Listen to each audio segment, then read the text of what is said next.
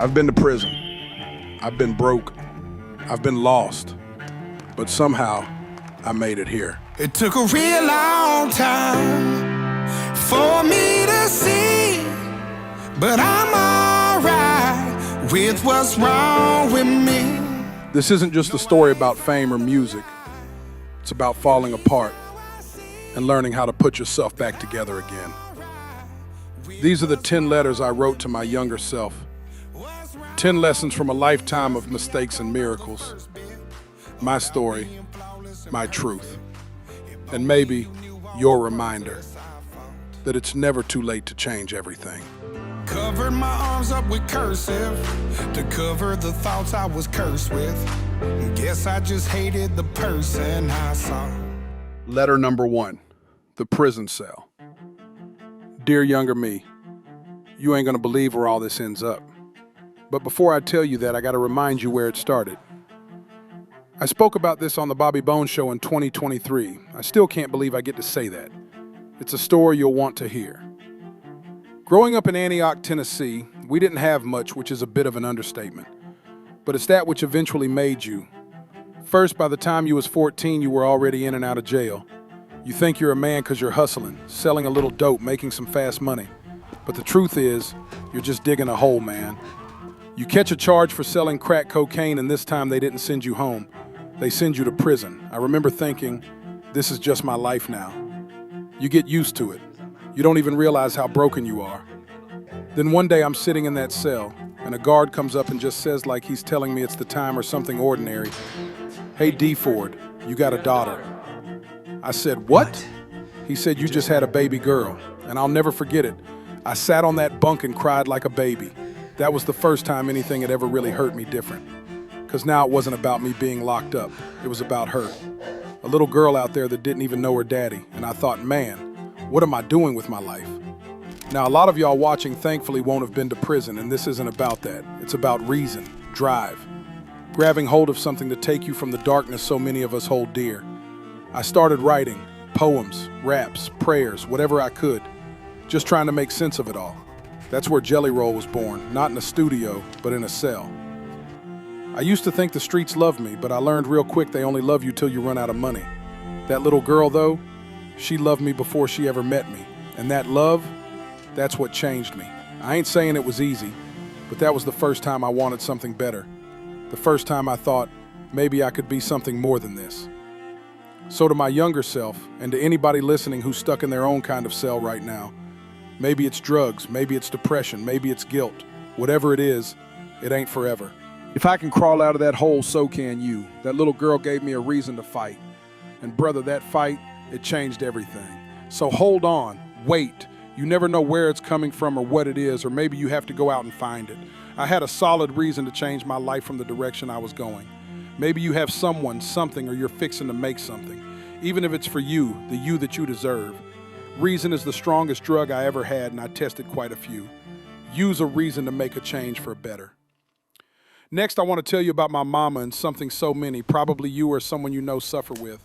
How your own mind can be your worst demon, and how I found relief, and so did my mom. Listen to this. Dear younger me. This one is for mom, and is about mom and all of those struggling with mental health issues. Let me tell you this story and how it changed me, and maybe it'll help you. I want to help people. I said this and spoke about it on a Joe Rogan podcast. My music has always been therapeutic. My music has always been for people. See, my mother, she struggled with extreme mental health issues, depression, and drug addiction. She would never come out of a room. Maybe you're listening and you can relate. Maybe you're suffering or you know someone who is. And you understand the effect that has on the kids growing up around it. But then sometimes she'd come downstairs, throw a record on, light a cigarette at the table, and dude, I would watch the house change. Brothers, sisters, cousins coming from across the street, neighbors coming over, her friends start flooding the house. And she held court. I would watch our kitchen turn into a nightclub. She'd start telling stories and we'd listen. Before the internet, Google, we had to believe her stories back there, right? You know what I'm saying. You had to listen, and you had to learn from what she was giving you. I miss those days. Stories told like that. And that's when I realized something as a young kid. Jelly, I'm talking to you. Do you remember? Because this started it all, and you watching can maybe relate. Music. Music is more than just notes or words. Music is a place for people to gather, to connect, to heal. That's the therapy. That's what changes a house from silence into life. That's what can change you. I want you to remember that, all who are listening, and you, Jason, that the gift you have, the thing that makes your heart beat and your soul move, it can lift others. Just like her music and stories lifted us. Even in the darkest moments, music can be the thing that brings hope back into a house, into a life, into a heart. So hold on to it. Use it. And maybe, just maybe, you'll help someone the way your mother helped us. That's the lesson I want you to carry with you. Perhaps the thing people want to understand most, a sign of the place we all live in now, is the crime that got me so long behind bars. But it's from that and the struggles with that, you can still, even from that, learn lessons. And y'all can too. Let me talk to y'all about that. When the big label said no, I put it on YouTube. And you, the people, said yes. That's how I got here. If you're digging this video, just know it ain't made by a big company or with sponsors telling us what to say. It's one guy, a laptop, and months of research, created with AI and a whole lot of heart. All we ask is hit that subscribe button so YouTube knows you liked it and so you don't miss the next one. It's gonna be a good one. It's free. And it keeps us independent. All right, back to my story. Jelly. Jason, listen. You'll spend most of your younger life, from 14 to 25, in and out of jail. At 16, you'll be charged as an adult. It's the first time I've ever really talked about this charge, but it was bad, man. We robbed a couple of guys for some weed and some money, and because we had a gun, it became armed robbery. I call it a heinous crime because it was. I regret it every day of my life, something you'll never escape from. And I ain't making excuses, but I do want people to understand. I was 15. I literally didn't even have pubic hair. I was a kid. Just a dumb kid who didn't know any better. Tennessee's got a zero forgiveness policy for violent offenders. So that one mistake, that one night, I've carried that felony for over 20 years. It follows me everywhere. I can't get life insurance. Homeowners insurance costs more, if I can even get it. I can't volunteer at the YMCA. And man, I remember this one time. I went to buy my dream house, golf course, gated community, everything. They accepted my offer. I cried, man. I thought, this is it. I made it. Then they called back and said, the golf course won't let a felon live here. And I broke. Because no matter how far I came, that old label still had me chained. I spent my 15th, 16th, 17th, 18th, 19th, and 20th birthdays locked up. Straight. Didn't even get an extra piece of cake, man. Not one guard ever said happy birthday. I missed high school completely. I think I was there about 6 weeks total, and I've told the story so much I almost forget how traumatic it really was. But that time, it broke something in me, and it built something too. So what's the lesson here for all of y'all listening? What can you take away from my mistake? Well, I was in the violent offenders unit when it hit me. I saw this sign-up sheet on the wall for the education unit. Nobody ever signed it because it was like checking out, like saying you were scared. But one day I just walked up and I signed my name. I got my GED and I made myself a promise. I'll never sell drugs again. That was the first time I started changing. Years later, I went back to that same juvenile I came from. Before my hometown show, we fed the kids Thanksgiving dinner. Sat down with them, told them I've been where y'all are. I got y'all's back. We built a studio in there, started trade programs, put $250,000 into that place. Now I'm working with the state to build a new one. A place where kids get real aftercare, real help. You can't undo what you did, but you can't outgrow it. You can make peace with your past and turn it into something good. And that's what I'm doing every single day. Next, they let this felon speak at a Senate hearing on fentanyl bill, standing up for the lost. The chances are you know someone suffering from this madness. So let me tell you what Jelly Roll from Antioch said to the Senate. Dear younger me, you wouldn't believe where you ended up, man. You're standing in front of the United States Senate, not in handcuffs this time, but with a microphone. And for once, the whole room's listening. I told them straight up, I'm used to having a rock and roll band behind me when I grab a mic, but this time, I was speaking for the people who ain't got a voice. I told them during the 5 minutes I'm speaking here today, somebody in the United States will die of a drug overdose, and it's almost a 72% chance it'll be fentanyl related. I made clear I ain't a Democrat, I ain't a Republican. Hell, I ain't even allowed to vote yet, but maybe that makes me the perfect guy to speak here, because fentanyl don't care who you voted for. I told them what I've seen, how 190 people die every single day in America. That's a full 737 plane crashing every damn day. And I said, could you imagine the outrage if we treated addicts like passengers on that plane? But because it's just drug addicts, America don't feel the same. We shame them. We bully them. Instead of asking why they hurt so bad they had to use. I've been to more funerals than I can count. Uncles, friends, cousins, good people. Some just got hurt in a wreck, took a pain pill, and it spiraled out of control. And I said to that room, I'm not here to defend drugs. I know the paradox of a former drug dealer standing here. But maybe that's why I belong here, because I was part of the problem. And now I want to be part of the solution. Now I got a 15-year-old daughter whose mama's still fighting addiction.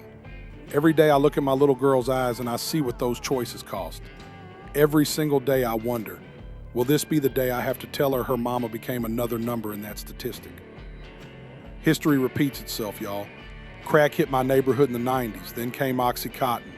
Now fentanyl's here and it's going to make the Sackler family look like saints. It's time to be proactive, not reactive. Y'all are finally taking the first step, but if we don't also stop the demand, we're just spinning our tires in the mud. At every concert I play, I see the heartbreak of fentanyl in my fans' eyes. They crave reassurance that their leaders care more about human life than politics. I told them, I'm just a stupid songwriter, but I've seen this up close, and I'm begging y'all, don't just pass this bill. Take it home. Talk about it at your kitchen table. Younger me, you thought selling drugs was a victimless crime. Now you stand in front of the Senate carrying the ghost of everyone you ever lost. You were part of the problem once. I was a part of the problem. I am here now standing as a man that wants to be a part of the solution. And that's the lesson, man. This is a shared problem. Let's not judge. I don't ask people what's wrong with them. I say what happened to them. Please do the same. Not ignore those without a voice. We could all easily become voiceless. Next, I'm going to show you how you go from a problem to part of the solution. In the speech I gave at the CMA Awards age 39, I'm living proof no matter what, there's more out there for you. Dear Jason, you wouldn't believe what I'm about to tell you. I'm standing under the bright lights of the CMA Awards holding a golden trophy that says Best New Artist of the Year. 39 years old, covered in tattoos. From the same Nashville streets where you once sat in a jail cell wondering if you'd ever have a future at all.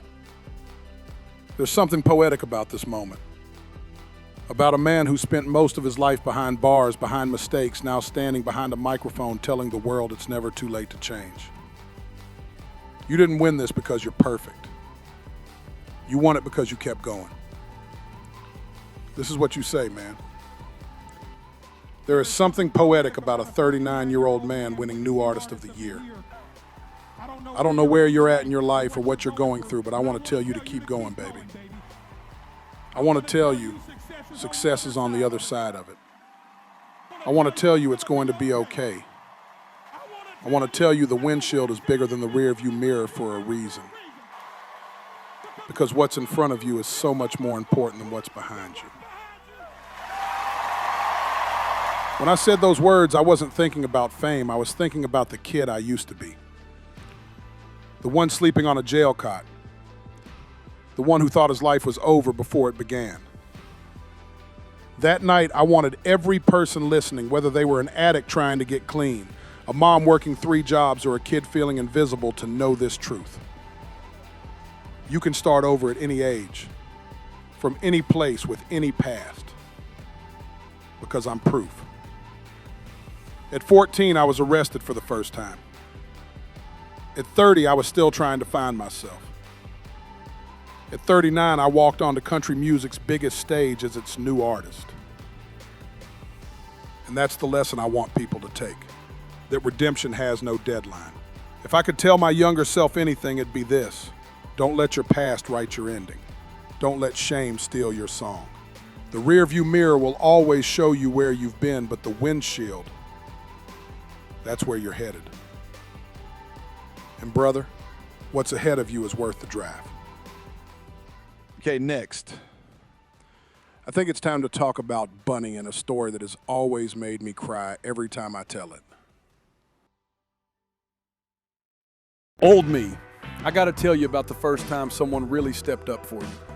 This is the first time I ever talked about it outside of the podcast, Bussin' with the Boys. Bunny comes into my life and I have to sit her down and go, look, I have a kid that you know about that I'm fixing to have to get full custody of. There's also a woman out there that's pregnant. And Bunny is just like, wow, man, that's a lot. but But she said, I okay. got you. She was like, you don't have a house. I was essentially homeless. So the first thing we have to do is get you somewhere to live in Nashville. I said, well, I can't put it in my name. I'm a felon. I don't have enough proof of income to get the kind of place we need to get her in the right school district. She said, let's just go get a condo so you have a bedroom for her. And I said, all right, cool. I'll never forget Bunny looking at me, and man, it makes me emotional even thinking about it. She said, Listen, Jelly, no matter what, I'm gonna help you get custody of your daughter. and I thought, man, what character? What kind of human being is that? I'm broke. I can't afford the lawyer. I can't afford anything. I'm like, what am I gonna do? Put the kid in the van? I'm living out of like a 96 van. And Bunny, she said, I'll help you. She bankrolled the whole thing, and she never talks about that, but it's true. That's the lesson I want you to remember, Jason. Even when you're out of options, someone can believe in you. You've got to take that help. There is help out there, and many of us refuse to take it. It might not be obvious. It might not have come into your life yet. You might have to reach out, but whatever situation you are in, help is out there. Receive it and give it. Be that text message, that call, that hi, that ear. I hope to be that for people, and if we all did just a little, we all know how much better the world would be. Remember that story and the character that woman had the next time you make a decision, please. Hey, young me. One of the best memories you have, believe it or not, is from Pendleton Juvenile Facility. You're not incarcerated this time. You deliver a talk with the young men who call that place home. You say to them, I know you don't feel like anyone gets you right now, but listen, I love you. And I love you because I know exactly what it feels like to sit in a room like that day after day, wondering if you'll ever get out, wondering if you'll ever amount to anything. This is a funny sort of lesson to learn from my mistakes that can help you in life. I want to tell you something about work ethic. Young me, you already had it, even if you didn't know. You'd wake up out of a dead sleep at 4:30 in the morning, hustling, trying to make $1, acting like you'd been awake for hours. That drive, that focus, that was you. You were different. You just didn't know where to put it yet. The thing is, you don't have to put it in the wrong direction forever. You just got to find something you love as much as you loved that hustle. For me, it was music. I fell in love with music in a place just like this. Every day I wrote, every day I tried. Sometimes I choked, sometimes I got embarrassed, but I never stopped. And here's the lesson I learned, young me, and everyone listening. Whatever time you've got right now, it's all you've got. You can't get it back, but you can decide what you do with it. You can fall in love with change. You can fall in love with something that keeps you focused, something that gives you purpose. So this is my letter to you. Don't rush. Don't waste the time. Whatever that thing is that sparks your fire, grab it, run with it, pour your heart into it. I did, and it changed everything.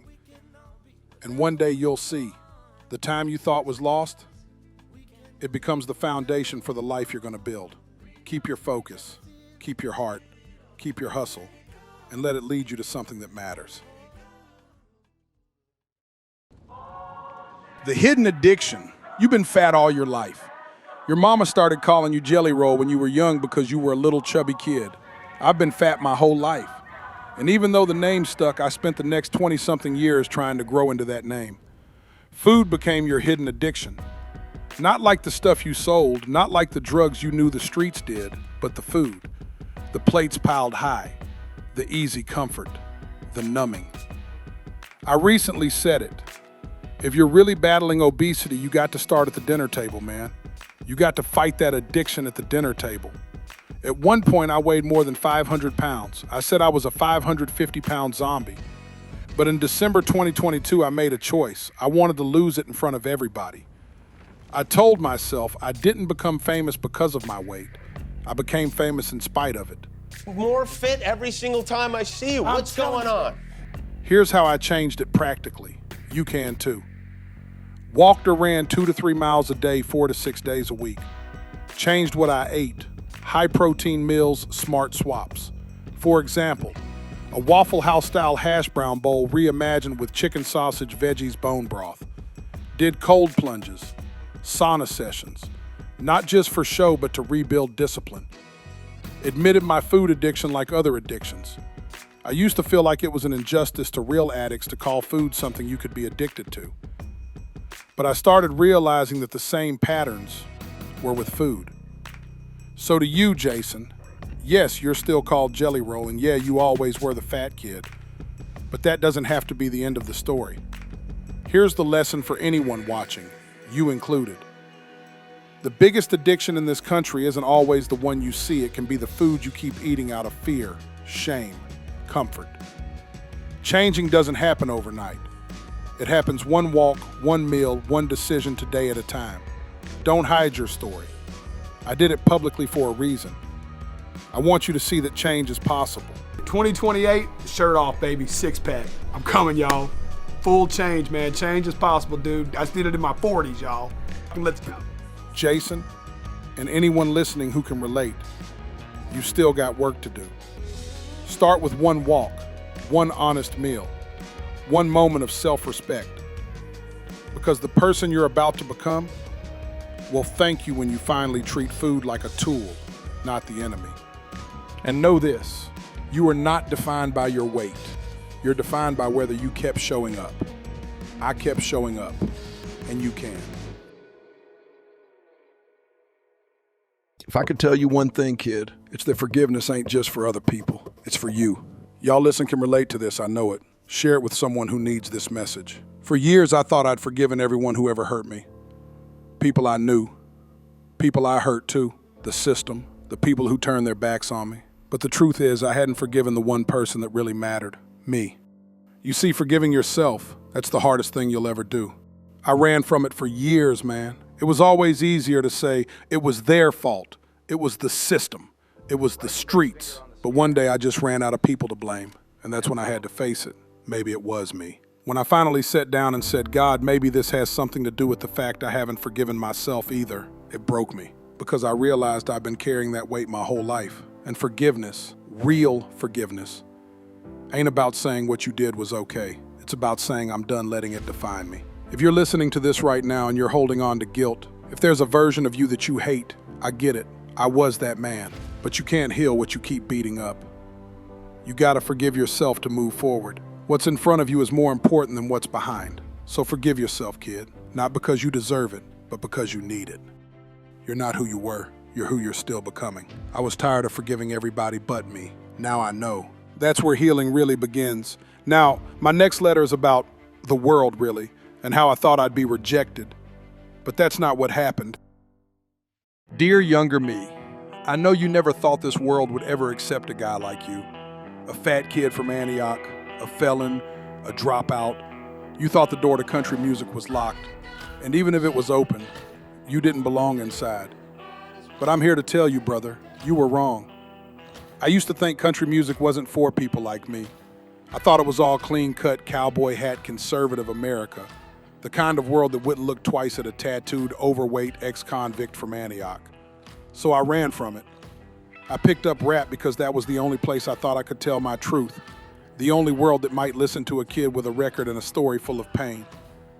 But somewhere deep down, I always knew my heart sounded more like a steel guitar than a drum machine. And the wildest part, the very world I thought would reject me ended up being the one that embraced me the most. See, the crazy thing about country music? It's always been about the truth. And the truth is, this genre ain't about where you came from. It's about what you've lived through. It's about heartbreak and hope, faith and failure, and finding your way back home. When I first walked into this world, I felt like an outsider. But country music, it didn't push me away. It wrapped its arms around me. From Reba to Garth to Luke Bryan, they didn't see a criminal or a rapper or a misfit. They saw a man who'd been through hell and still had a song left to sing. I'll never forget standing on that CMA stage holding that award thinking, there is something poetic about a 39-year-old man winning New Artist of the Year. I said it that night and I'll say it again. The windshield is bigger than the rearview mirror for a reason, because what's in front of you matters more than what's behind you. Younger me, listen. The world's divided right now. Everybody's yelling, pointing fingers, trying to prove who's right, instead of trying to understand who's hurting. But if there's one thing I've learned from country music, it's that a good song don't care what side you're on. A good song just makes you feel. So if you're out there feeling like you don't belong, if you think people will never accept you, just keep going. Keep telling your truth. Because the moment you stop hiding, you'll realize the world's full of folks who are waiting to love you exactly as you are. Love people. Accept people. Stop fighting. And start listening. Because in the end, that's what country music taught me. If there's one thing I've learned through all the pain, the wait, the time, the music, it's that redemption is real. You can come from the darkest places and still find your light. You can forgive yourself, love again, start again, no matter how far you've fallen. Because the truth is, we're all just one good decision away from a different life. So keep going, keep believing. And remember, it's never too late to rewrite your story.